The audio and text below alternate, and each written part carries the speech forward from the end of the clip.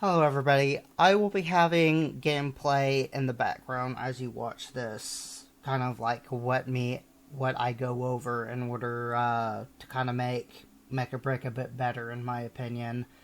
I'm gonna first talk about some of the things that they said in an interview just probably about 3 weeks ago. It's either 3 or 2 weeks ago.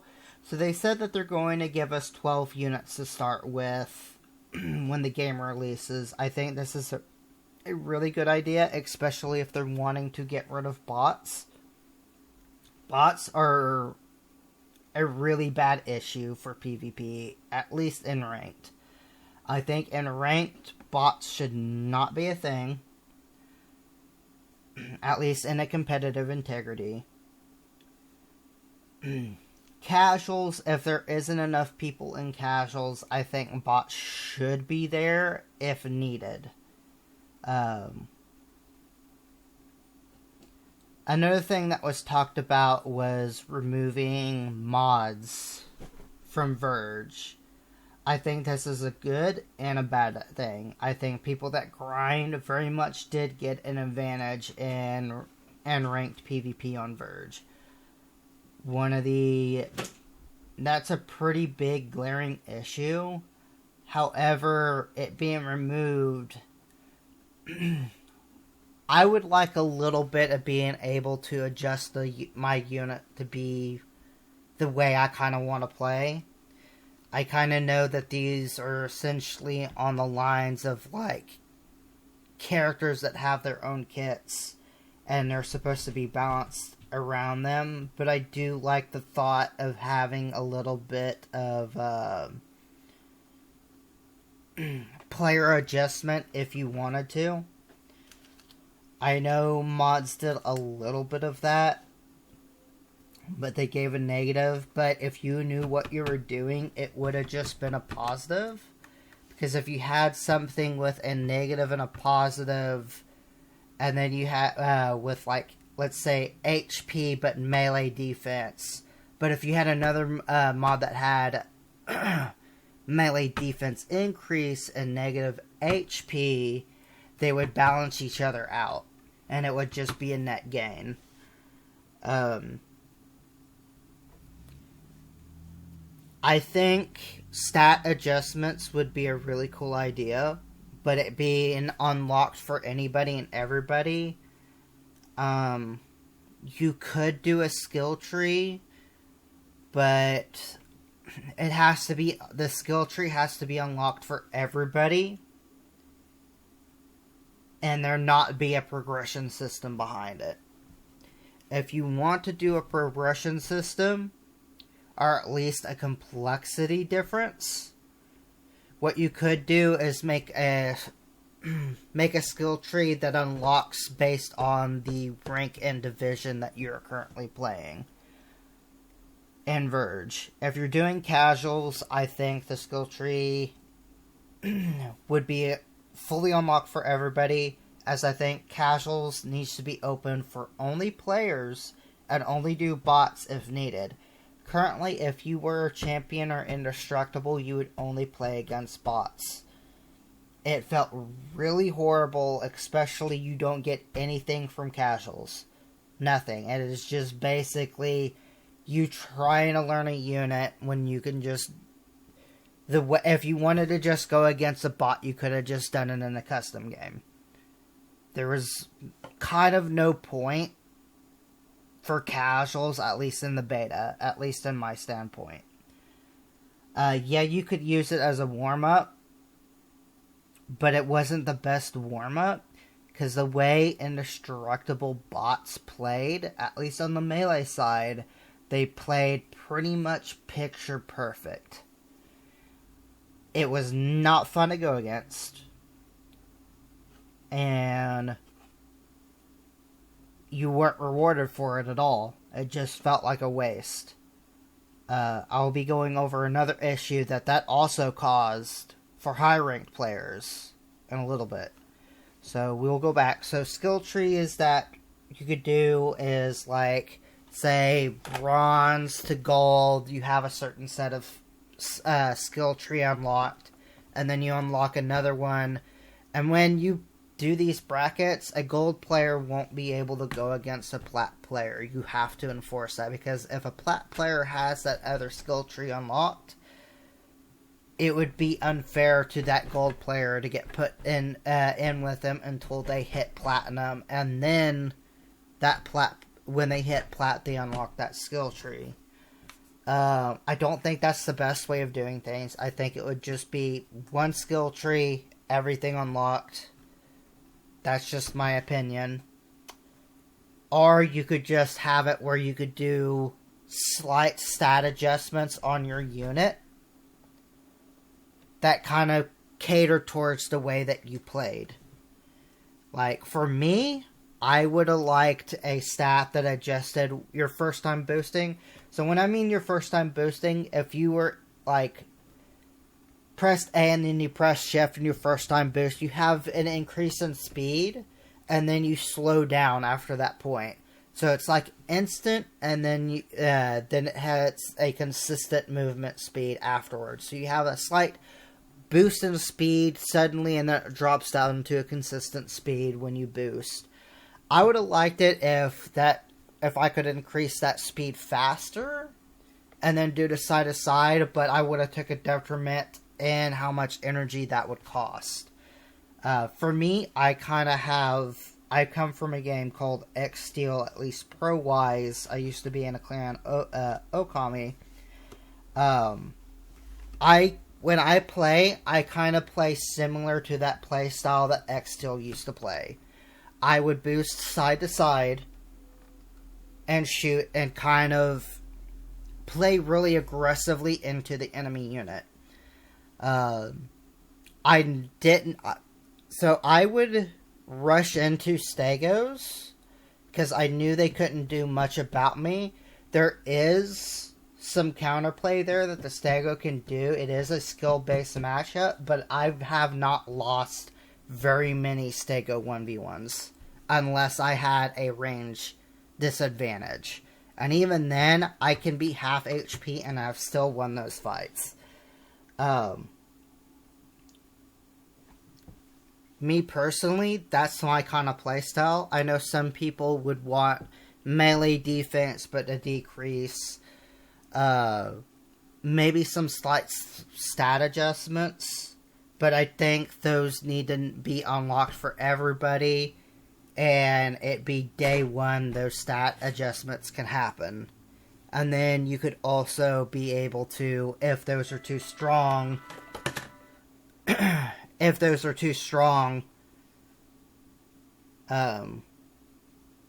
you can just adjust how those stats accordingly to how much they give, to how much of a negative. Like, you could reduce the amount, but you could also reduce the negative they give or increase the negative they gave. I just want a little bit of differential play besides just a unit being the difference. I think later on in this game's life, I don't think right now everybody's still learning, but you'll get to a point where even, I would say, plat players know everything in the game, and it's basically who can play the most amount of perfect basically gets to rank up. It will hit that point. You will need slight differences in the way the units play to probably, I would say, adjust that. Sorry, my phone's fucking going off over here, and I'm just ignoring it, and it's kind of messing up my kind of talk here. So what I'm saying is, if it's just the units, it would be very much easier to balance, yes. But the thing what will happen is if everybody knows how to play a unit and knows how the other units work, it's in order to scale ranks, it's going to be a matter of who can play perfectly with their unit and how well they can play perfectly with their unit. It's going to get to a point where in order to scale, it's going to be an RNG of whoever gets the shittiest player. Right now, there's such a difference in knowledge and play per player that if you know what you're doing, you could solo carry the game. I know it's a team-based game, but if you leave everything up to be of your teammates playing well and according to you, it's going to feel bad for the average player. What's going to wind up happening is you're only going to have 3 to full-man teams fighting each other, because they basically want to remove the random player factor. It already was somewhat happening in high ranks of play, where people would do 3-man stacks, play against randos, and scale that way. I mean, I'm not going to lie, I abused that fact too. Because I got tired of random player factors, and those random players costing me the game. When I did 3-man teams, it essentially, when you have 3 people that know what the fuck they're doing, can very easily carry the game.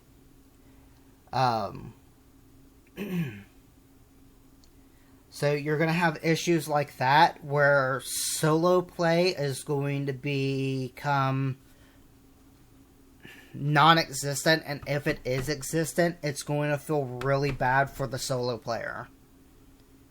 You still need to keep somewhat of that integrity that a solo player can carry the game if they wanted to.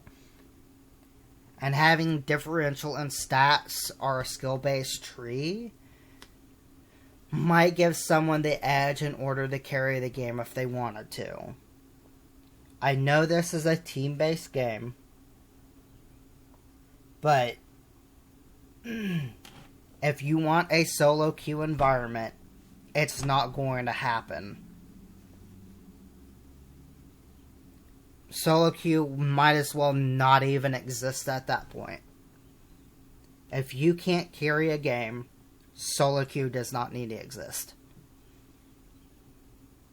That's just kind of my opinion on it. I'm sure there's going to be a ton of people that disagree with me. But if you can't solo carry a game, or if stat-wise it becomes impossible to solo carry a game, and it becomes the random player screws the team over, nobody's going to want to play.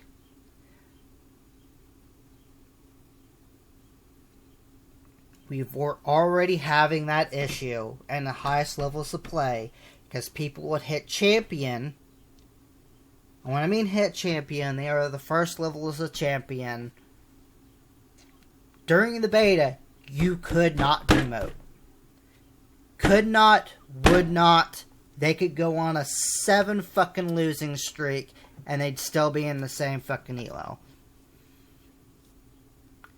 And I'm not going to lie, that kind of pissed me off during the beta, because you want to know what those fucking people did? They would first time fucking units that they've never fucking played before, because they want to learn a new unit, and they know absolutely they couldn't be fucking, They knew that they would not get any punishment for it. The reporting system in the game, I'm not going to lie, is kind of dog shit. At least in the higher levels of play, you're going to need manual reviews. The amount of time somebody has had beef with somebody and cost us the game because those two were in a disagreement and didn't like each other happened quite a bit. And the thing is, sometimes they did enough that they got reported, but the thing is, the reporting system is an automatic system currently with no manual review, and they were just able to get away with whatever the fuck they wanted.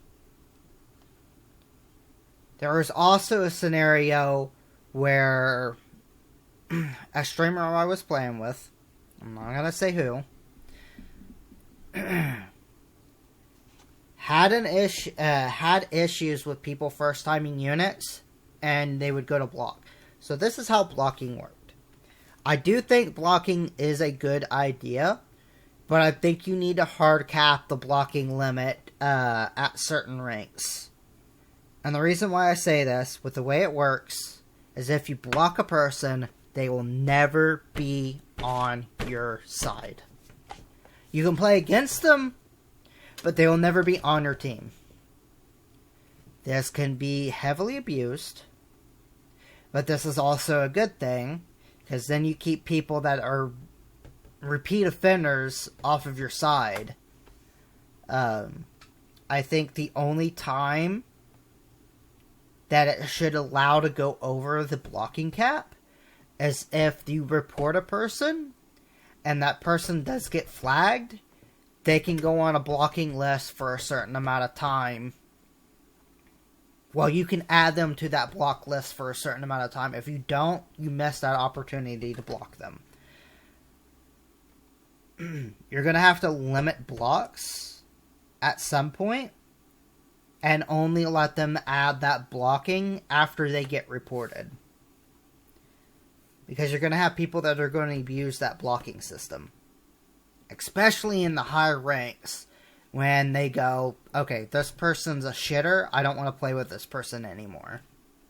People are going to do that. And I can promise you people are going to do that. But there is quite a few people that would hit a new rank, start trying new units, and purposely screw over the team. There was an incident with the, we'll go back to the streamer. So, there was an incident where the person during the stream was getting pissed about this. They didn't say anything in chat. They were just kind of ranting on stream.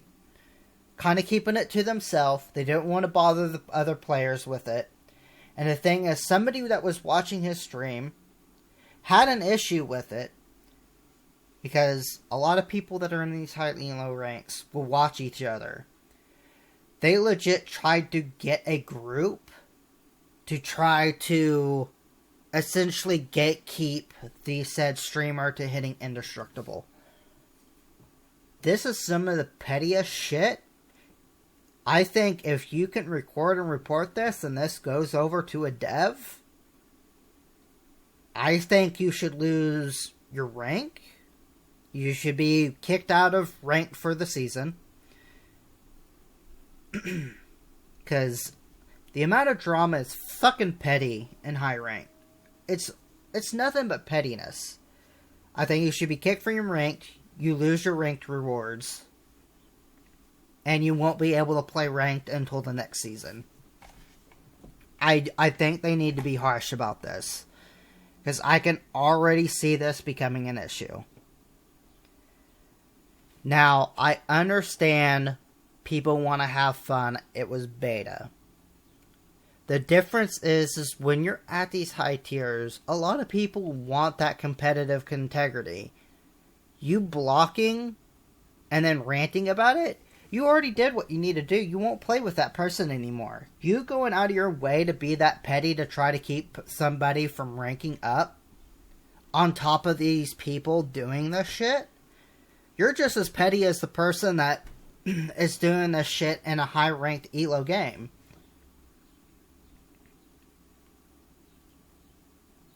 But that's just kind of my opinion.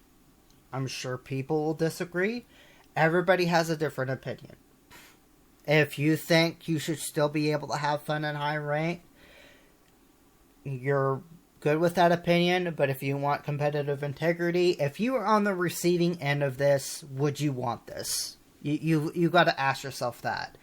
If this was competitive integrity, this meant something to you. We were getting high ranked in this beta because this was the last beta, and we were possibly might have got picked for a team coming in to this game for competitive wise. We had Orca, but we had like Team Liquid come in. What we were hoping is with these high ranks that we might have been selected for a team. For me, I don't think I can do a team because I think I would have to face reveal. If I have to face reveal, I can't join a team. But This gives me enough on a standing foot to help me get at least somewhat of a streaming career going. Like, to us, these ranks actually meant something to us. And people kind of just shitting on us because they wanted to play a new unit and they're not good at that unit, at least in this level of play, and you didn't make a new account or go to a casual. So another issue is casuals being only bots. It was another reason why these people did this too, as well as there not being rewards. So I think that needs to be fixed pronto. But that's it for me. I hope you all enjoy, and I'll talk to you next time.